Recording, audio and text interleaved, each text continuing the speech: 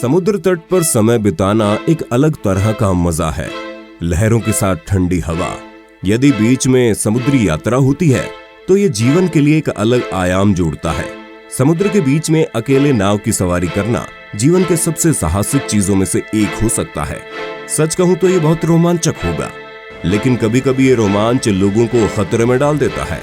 Stephen Callahan ने इस तरह के एक साहसिक कार्य की तलाश में निकलने का निश्चय किया, लेकिन आपको ये जानने के लिए पूरे वीडियो को देखना होगा कि अभियान पर निकलने के बाद उसे किस खतरे का सामना करना पड़ा। ठीक उसी के साथ 1982 में अपनी पत्नी को तलाक देने के बाद स्टीफन कैलहन, एक अमेरिकी ने अचानक अकेले अटलांटिक पर एक अभियान पर जाने का फैसला किया।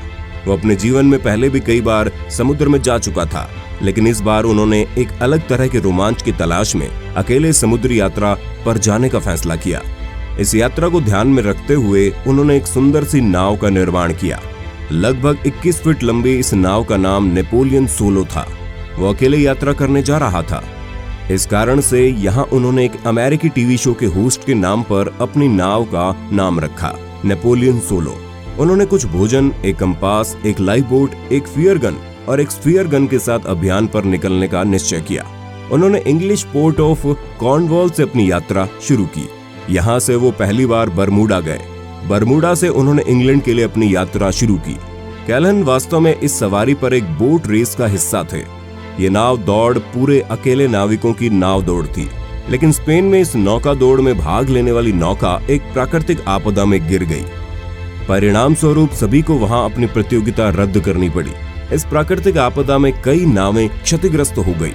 कैलहन की नाव उन क्षतिग्रस्त नौकाओं में से एक थी। कैलहन ने स्पेन में अपनी नाव को पूरी तरह से मरम्मत करवाया। इसके बाद उन्होंने स्पेन से पुर्तगाल के लिए प्रस्थान किया। पुर्तगाल से उन्होंने आइसलैंड ऑफ मैडेरिया, कैनरी आइसलैंड और एंटीगुआ के द्वीपों के लिए पाल स्थापित किया। लेकिन इस बार वो इस भयानक खतरे की कल्पना भी नहीं कर सकता था जिसने उसकी प्रतीक्षा की थी। कैलहन ने एंटीगुआ पहुंचने के बाद पहले सप्ताह को अच्छी तरह से व्यतीत किया, लेकिन इसके बाद उन्हें एक भयानक खतरे का सामना करना पड़ा। अचानक उनकी नाव समुद्र के नीचे किसी चीज से टकरा गई। जैसे ही टक्कर हुई, नाव का ढांचा बुरी तरह से क्षतिग्रस्त हो गया। हालांकि कैलहन ने अनुमान लगाया कि उसकी नाव पानी के नीचे एक विशाल व्हेल से टकरा गई थी। परिणाम स्वरूप नाव इतनी क्षतिग्रस्त हो गई कि उसे पता नहीं था कि क्या करना है। उसने देखा जिस दर पर नाव में पानी घुस रहा था, उसके मरम्मत का कोई मौका नहीं था। फिर भी उसने नाव को ठीक करने की पूरी कोशिश की, लेकिन वो अच्छी तरह से जानते थे कि उनके प्रयास सफल नहीं होंगे। फिर उसने देखा नाव में इतना पानी था कि वो तुरंत निकल जाना चाहता था, अन्यथा नाव और वो डूब जाएगा। उसने बिना कुछ सोचे समझे डूबती हुई नाव को छोड़ दिया। उसके साथ एक लाइफ बोट थी। नाव में जाने के बाद उन्होंने देखा नाव पानी का वजन सहन नहीं कर सकी और डूब गई। एक छोटी सी जीवन रक्षक नौका पर सवार होकर वो सोचने लगा कैसे समुद्र के बीच से वापस किनारे पर पहुंचा जाए। अचानक उसके दिमाग में बिजली की गति से एक विचार उत्पन्न हुआ। इस बार वो क्या खाएगा? स्टीफन तुरंत पानी में कूद गया और अपनी मलबे वाली नाव को खोजने के लिए पानी के नीचे चला गया। एक तरफ बहुत ठंडा पानी, दूसरी तरफ पानी की गहराई में अंधेरा।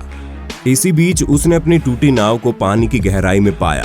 उस नाव से सोलर केन, फियर गन और स्फीयर गन और कुछ खाने का संग्रह करके लाइफ बोट में लौट आया। वो जानता था कि वस्तुएं बाद में उसकी यात्रा में उसकी मदद करेंगी। अगली यात्रा पर उनके निर्णय की सटीकता स्पष्ट हो गई।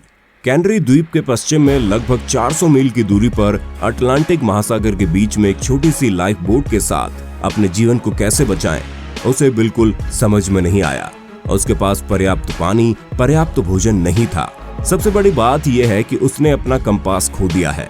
पानी के इतने विशाल शरीर के बीच उसके लिए दिशा निर्धारित करना कठिन था, लेकिन वो तेज दिमाग के साथ आगे बढ़ता रहा। लेकिन उसका खून इस सोच में बह गया कि अगर वो दिशा तय नहीं कर पाया तो किनारे तक पहुंचना उसके लिए कितना मुश्किल होगा। इसलिए उसने अपने हाथों से एक कंपास बनाया। इसे सेक्सटेंट कहा जाता है, लेकिन कैलहन को यकीन नहीं हो रहा था कि उसका अपना कंपास ठीक से काम कर रहा है या नहीं। लेकिन उसने आशा नहीं छोड़ी। वो उस कंपास के साथ आगे बढ़ता रहा।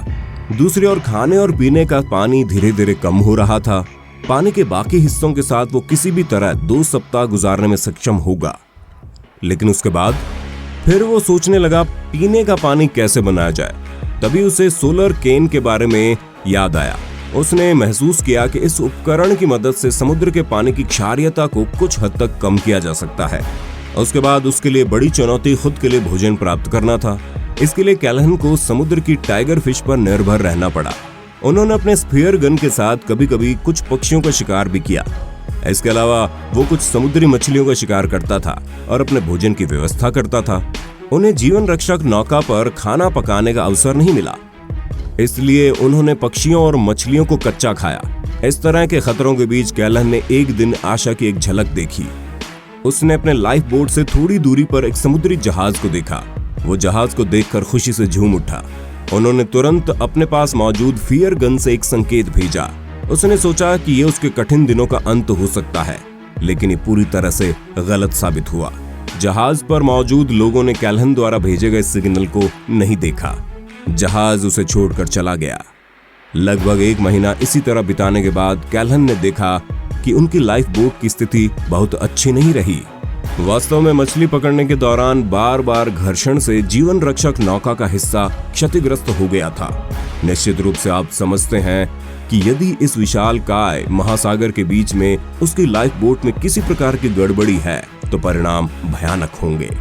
कैल्हन को पता चलता है कि इस समय नाव की मरम्मत कराने की आवश्यकता है, अन्यथा उसकी मृत्यु अपरिहार्य है। वो लाइफ बोट की मरम्मत का प्रयास करता रहा। एक समय वो सफल हुआ।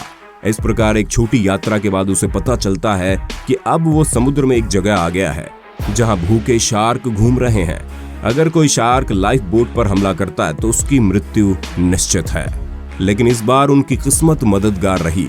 शार्क ने कैल्हन की जीवन रक्षक नौका पर हमले किए बिना क्षेत्र छोड़ दिया, लेकिन अभी भी कई खतरे हैं। और कुछ दिनों बाद कैल्हन को पता चलता है कि उसके पास पीने का पानी नहीं है। कैल्हन का शरीर कमजोर हो गया, यहाँ तक कि उसने मछली मारने की शक्ति भी खो दी। इस प्रकार 74 दिन बीत जाने के बाद कैल्हन ने मान लिया कि इस बार उसकी मृत्यु निश्चित है। उसकी आंखों की रोशनी धुंधली थी। कैल्हन अपनी मौत के इंतजार में उन दिनों को गिनना शुरू कर देता है। 75 दिन बाद जब वो मृत्यु के इंतजार के दिनों की गिनती कर रहा था, आशा की एक झलक उसे दिखाई दी। उसने देखा उसके सामने एक मछुआरे की नाव तैर रही है। फिर उसने अपने आखिरी ताकत से उन्हें बुलाने की कोशिश की, लेकिन भूख और थकान के कारण वो तुरंत होश खो बैठा। जब उसे होश आया तो उसने महसूस किया कि वो ठीक हो चुका है। वो अब जमीन पर है। जगह है आइलैंड ऑफ गिले। स्थानीय मछुआरों ने उसकी जान बचाई। हालांकि लंबे शारीरिक परिश्रम, न खाने और लंबी समुद्री यात्रा के कारण उसका शरीर बहुत बीमार था। इस वजह से कैल्हन को पूरी तरह से ठीक होने में 2 सप्ताह का समय लगा। द्वीप पर कुछ और दिन बिताने के बाद कैल्हन अपने मूल अमेरिका लौट गए। उनकी यात्रा को दुनिया की सर्वश्रेष्ठ सर्वाइवल स्टोरीज में से एक माना जाता है। तो दोस्तों, आज का वीडियो यहाँ समाप्त होता है। आज का वीडियो आपको कैसा लगा नीचे कमेंट बॉक्स में हमें बताना मत भूलना। और अगर आपको वीडियो पसंद आए तो लाइक और अपने दोस्तों के साथ शेयर जरूर कर देना। फिर मिलते हैं। टाटा।